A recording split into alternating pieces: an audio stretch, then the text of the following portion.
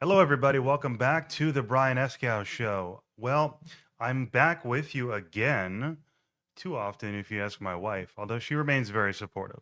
But we'll get to that in a second, actually. But I'm back with you again solo because the guest that I had for tonight canceled, and it's not a knock. I'm not calling her out. Actually, I'm going to tell you a little bit about her just because I do plan on still hosting her, but she has to reschedule, and that's okay. But she reached out to me and said, and I'm sure this is AI who wrote this because I get this pretty frequently. People write these beautiful pitches that clearly demonstrate that they listened to my recent solo episode and really think I have a great perspective. And this is why they think they'd be a great guest on my show. Obviously, it's AI. I mean, but it's nice. It makes you go, oh, someone's listening and they really get me. That's right. She goes, hi, Brian. I caught your most recent episode. This is a couple weeks ago, covering the shooting of Renee Good, the challenges facing American politics, and Trump's housing move. Your approach to tough and timely subjects really sets your show apart. I was especially drawn to how you navigated the complexity around shifting leadership and political identities, a theme I've experienced firsthand. Wait a minute, could this be actually real? Hold on. Now I'm interested. As someone, maybe she did write this, as someone appointed by Governor Kemp to the Georgia Department of Community Health, I bring a perspective from policy and public service that I think would add a unique angle to your discussions. I've spent years as the founder and the CEO of a medical interpreting trade school, building solutions in healthcare and education, and recently stepped forward as a candidate for Georgia Superintendent of Schools. My background blends frontline healthcare, education leadership, and direct political engagement, which fits the crossroads of culture and identity you often highlight. If you're seeking guests who can speak to bridging divides and shaping community policy, I'd be honored to join you and your audience for a conversation. So she sent me a link. Her name is, well, it's Dr. Melva, no, Nelva Lee.com. Lee, Dr. NelvaLee.com. Okay, great. Look forward to learning her story. Real quick aside, I'm going to get in trouble if I do too many asides and go too long because we need to watch Daredevil and eat popcorn tonight. But when I first started hosting the podcast, really, no, gosh, it was way before I even was hosting a podcast. I was in law school at the time, though, in the beginning of law school. So this is around 2019. I started the podcast in about 2021. And I was working with this young kid who was like a tech whiz and really entrepreneurial, good kid. I mean, he wrote a book. He at like 19, he wanted to be Mr. Take over the world in a cool way. Like, good for you, man. You're seizing at an early age, very self-actualized, and that's great. And so he was telling me about how we must have been talking about podcasts for whatever reason. Maybe I was expressing an interest and I was getting to know him. I was showing him what I do and stuff, what I did at the time in the construction field, project management. And he would tell me that he had AI, and this is even back then, setting up his guests. And all he had to do was sit in the chair, show up, and say, "What's your story?" And he would do one a day. No, I'm sorry. He said he would do like up to five a day every day. And so he was just imagine churning out 25 podcasts a week. And I remember thinking to myself, wow, I was impressed with his gusto, not necessarily, his work product, although I don't really recall thinking it was trash by any stretch of the imagination, but I liked his hustle, right? But I go, man, that if I ever hard to, I'm not going to just go, so what's your story? But I tell that sometimes because at the end of the day, that really is what you're trying to do, right? Trying to get someone's story and how it applies to contemporary society and how it can help me understand society and myself better and how to think and what to fight for. And maybe vicariously through me, you can learn something. That's the idea. We're trying to improve here. So appreciate the message, Dr. Lee, and look forward to connecting with you. Now, let me address one of the elephants in the room. Okay, I know it's on your mind. What is that StreamYard logo doing? Isn't there a duck picture on the corner of the screen? I think my wife is very supportive. No, I'm not kidding when I say she is couldn't be more supportive. I have been podcasting a lot lately, and I hope I'm not oversaturated, bringing too many podcasts to you. I'm actually going to get to that point next, but we might have cut costs. You know, we combined all of our banking since we got married a couple months ago, and she may have been on a cost-cutting tear, and so I think we're on the free version now. How am I supposed to be promoting myself as a legitimate, established podcast when I'm demoting myself? I mean, it's just. But you know what? Here's my pitch.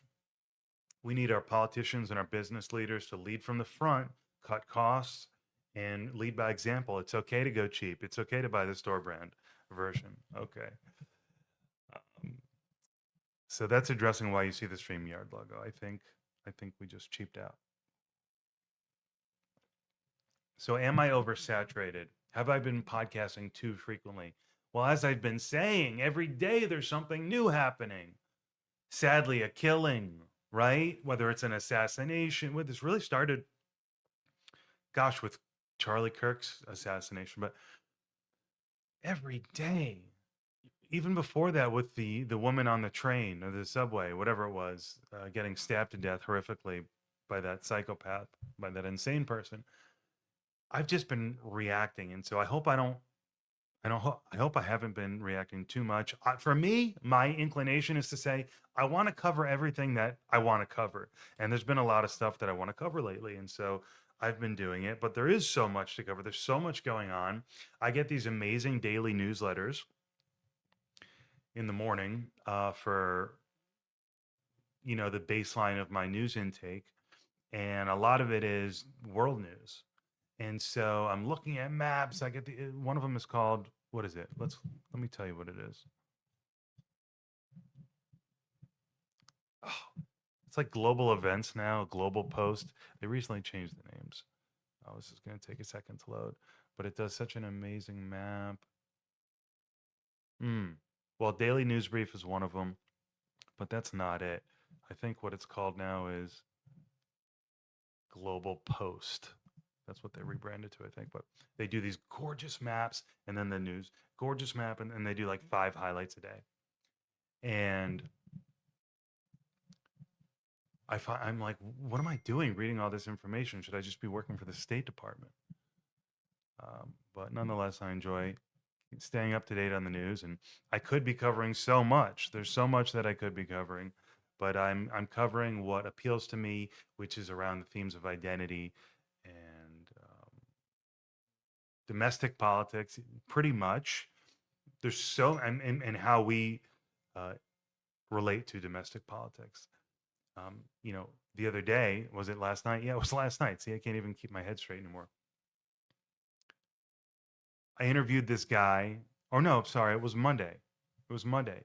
My most recent episode, I published saying I can't publish the interview I just conducted because it's too hot.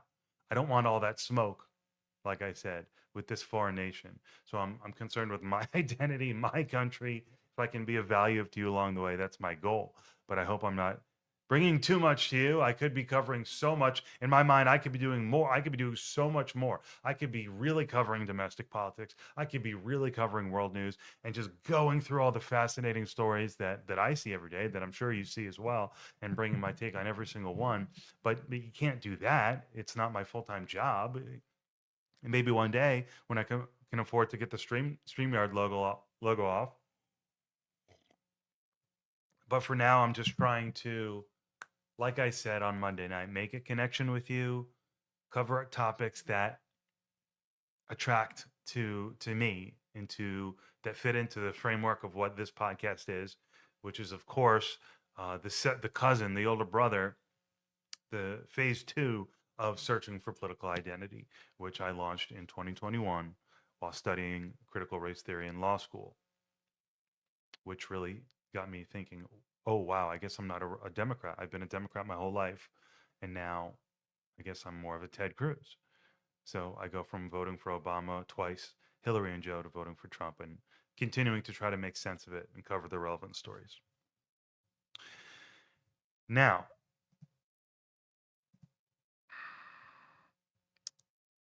I say that, And one of the topics I choose to cover is this aliens, UFOs. I'm not talking immigration, I'm talking extraterrestrials, UFOs, that whole rabbit hole.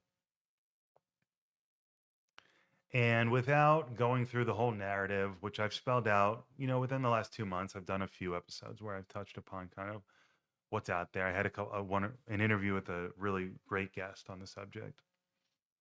Um, but there's this whole world of mythology, right? The UFO lore. It's been around for a while. And for some reason, I'm interested in that. And I won't go into all the reasonings and tell you why I talk about it. But yes, think about it. Well, to summarize it quickly, I've had one or two experiences that would make me interested in the subject. Okay, that's personal.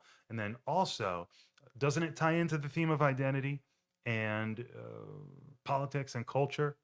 So it's really relevant, and it's quirky, and it's space, and it's kind of right up my alley. Big picture, deep questions, philosophy. Are we alone? What's our purpose? I mean, it's truth. I mean, can you see why I talk about aliens?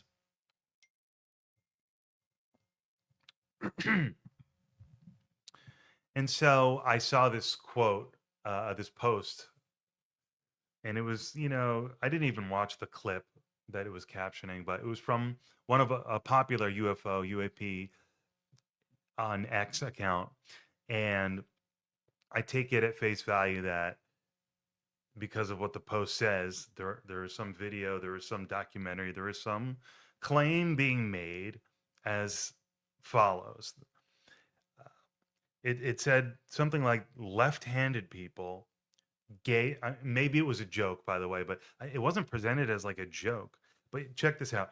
Left-handed The quote was left-handed people, gay men, women, and children are most predisposed to have psionic abilities because, of course, in this UFO lore world that is this high and this wide, there is this concept of psychic capabilities and consciousness and this relationship to the alien and the UFO question, this alternative science approach. The brain is a receiver for consciousness, not a generator. We have some connections with the brains through consciousness to these crafts, to these entities, to these beings. And so here's a claim that left-handed people and gay men and women, not I guess straight women, or all women maybe, and children predisposed to psionic abilities. So I just thought that was kind of entertaining. Who knows? There's a lot of information out there, but I mention that because my next point here, as I'm building up to talking about celebrating America's 250th birthday under Trump, is I want to talk about, I don't know why, but in the last 48 hours, I mean, my algorithm is my business and the monster of my own creation. Obviously, we understand that. But why have I been seeing videos of Epstein being interviewed, clips by Steve Bannon all over TikTok in the last 48 hours? And I got to break it to you. I hate to say this. They're fascinating. And you expect him to sound like Thanos, right? But he sounds like Woody Allen. So that's one thing. And Steve Bannon is asking these pretty hard hitting questions, and they're talking about math and philosophy and reality and truth and knowledge and gravity, and it's pretty interesting. But I don't know why I'm seeing it now. It makes me. It didn't look that old. When did Bannon interview Epstein? That's pretty interesting. But like I said, one of the core themes of the conversation, that at least that I'm getting through the clips, and I'm seeing multiple, like 20 clips, each 4 minutes long. And something that stuck with me that Epstein said was, he was using a metaphor. He was talking about music. I think he may have been talking about like a violin piece or some classical. Say he was to take any music, but figure it was classical music. Well, he was saying there's so much information in music. Imagine being at a live concerto in 18th century Vienna. I don't know. Put yourself there, and you hear it and you feel it and you smell. Well, there's so much. Okay, so his point was, without being overly dramatic, was that when you do digital music, right, as we all know, there's compression, and you lose by the what compression means is, as Epstein points out, compression by nature is reducing the information load, stripping out what people would argue is not important. So you get most of what's there when you listen to it on the CD or whatever, the MP3. But those audio files, they say something's missing, something's missing. And so Epstein was talking about that to make the point that his big interest in life is understanding what gets lost in the compression. And then the clip ends, right? It's like 3 minutes long. So for me, I take that as meaning this guy's interested in the esoteric knowledge, what's beyond traditional human understanding. He also says in a separate clip, or maybe the same one. Let me take a sip of tea. He says on the same clip that he's interested in building tools to help people who are smarter than him, interdisciplinary tools, not just focusing on one thing, but make tools for and connect disciplines to understand. And my takeaway, maybe it's not correct, but my takeaway is this guy was interested in the unknown, in probing the unknown. And when you just think about that philosophically, metaphysically, that's where religion comes in, that's where psychology comes in. You start playing with a lot of really interesting questions like, do you really want to know what's behind the veil of knowledge? Because certainly we are not at the peak of understanding and true knowledge, are we? I mean, you'd have to, you know, I suppose some people think we are, but does any does anyone really think that we are at the absolute peak of understanding in the mainstream? And so to get from where we are now to a higher level of understanding, well, that involves poking behind the veil. And do you get to a point in that process where that reward benefit doesn't really pay off, where it's like, you know what, I better stay in my lane here as a human being on Earth? So it's how much gets lost in compression. And the scary thing is, I hate to be a fear mongerer, but you would have. What if what's lost in compression is far greater than what we experience? Then we're just bit players on this reality. Then we're just operating in a little dimension, and we're insignificant. And we're not, we're not sovereign. So it's interesting to think about things like this. Um, and I guess Epstein did. And I haven't really gone deep on him, but maybe I will. And what a shame, uh, and a tragedy. Speaking of shame, I'll come back to that in a second. Look at me kind of going down the ladder here in some sort of logical order. What a shame, what a tragedy that he did so many horrible things and created so much destruction and ruined so many lives and did so much evil. And what a demonstration of humanity. What an interesting insight into what's interesting how some people are capable, in this on 60 Minutes or on Steve Bannon. He's a pretty damn charming, interesting, dynamic guy who one of the comments was like, seems like he'd be a really cool math teacher, and he probably was. But who the hell was this guy? And the full picture is not pretty, to say the least. So I think there's a lot to probably learn there if I were to go into Epstein. So, as I mentioned in a recent solo episode, one of the things I'm doing to enrich my mind presently is I bought a subscription to the Jordan Peterson online university. It's lectures, and some quizzing and all of that. And so I started with this psychology course, and basically like a psychology 101.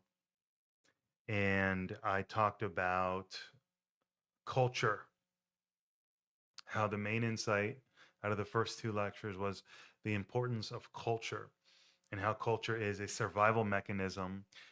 It solves the problem. It's what human beings are designed to do by nature, or whomever you want to say, by God. But by studying the human mind, psychologists say what best captures what makes a human is the capacity for culture. And culture is is a solution to the problem of survival and reproduction. And so we do it well. And culture, as I said recently, is like basically like the first cloud. You kind of upload knowledge into the cloud of culture, and it allows society to develop and grow and pass knowledge on to future generations. And it's, it's a very human thing. It's a uniquely human thing. So some animals are social, but humans alone are cultural, are uniquely cultural. And so, highlighting the importance of culturalism, I said, a culture, I noted in the previous episode,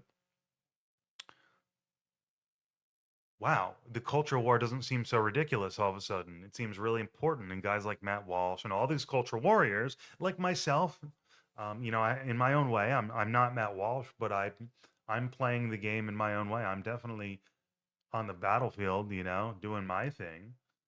Um, and so why do I think it's important? Because I kind of inherently understand, I think, that culture matters.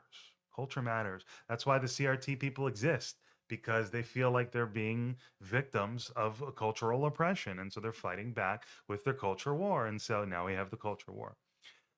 And so the importance of culture and just, okay, that's an interesting insight, right? Kind of validated me a little bit in my mind. Oh, you're not like a crazy asshole, you know? But in this third or fourth lecture that I'm on now, one of the points that the professor made, and I do have to, I owe you his name, I'll get it to you, but it's good. One of the points he made was that multiculturalism is kind of in tension. Well, the first point is that stereotyping is natural. Stereotyping is a result of the human survival mechanism. Um, he wasn't making some broad point about it really. He was just making the comment in passing, and then he tied it in, um, not too heavily, but with culture by saying that, it's why one of the challenges is what he was saying of our multicultural societies today. Excuse me. One of the challenges of multiculturalism is that people are hardwired to be prejudiced. They really are.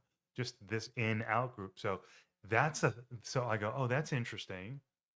So that's another interesting thing to keep in the back of your mind as we're thinking about the culture war here.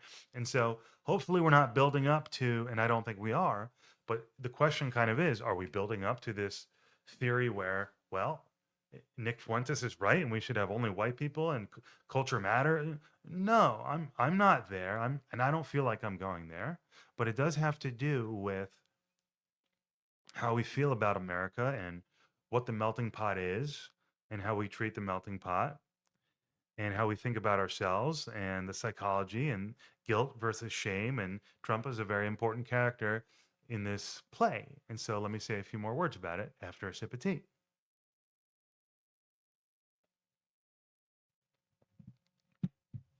So the point of the civil rights movement, right, in America is we have a free society where you play by the rules, you have equal rights. And I love that. I'm in love with that. And it's kind of a new invention, right? It's kind of an outlier if you look around the world. Civil societies, a lot of times countries are based on ethnicity and other things, but we are bound by um, our oaths and our loyalty to the country. We are shaped by our history, of course, our founders, the most beautiful, the beautiful country, the documents that we have, the theories behind what animates America, the freedom. Yes, it does come from a place, and that place is not in Asia, it's not in Africa, it's not in the Middle East. And so there is a cultural element to what created what became the melting pot. So culture matters, and it's a new invention. And so there is some tension still with people who have these hardwired desires, not desires, instincts to feel uncomfortable around people who don't look like them and stuff like that. But nonetheless, we're plodding along and we're doing great. And that's the MAGA argument. We were doing great. Even in the 70s and 80s and 90s, we were doing great. So return to that. That's what make America great again is make America in terms of a cultural perspective. Economically, it might even harken back to even earlier times. There was no income tax, tariffs, who knows. But in terms of culture, MAGA, in my opinion, is not harkening back to the 30s, 40s. Sorry, Nick Fuentes, but harkening back to the 70s, 80s, 90s. So culture matters. And also in the lecture, he talks about this concept of guilt versus shame. Guilt being hating something you did, and shame being hating yourself. Guilt being an extremely productive and healthy emotion, particularly in the context of relationships. Even if he gave an example of your wife makes you dinner and you come home late, you feel bad, you feel guilty, even though you couldn't eat it, even though it wasn't your fault and you couldn't avoid it. You being guilty shows her that you cared. That's healthy for the relationship. So guilt plays such an important role in human society. Shame, very not so much, very unhealthy. Very unhealthy is kind of I didn't get like the full lecture on it, but that's the point that he made, right?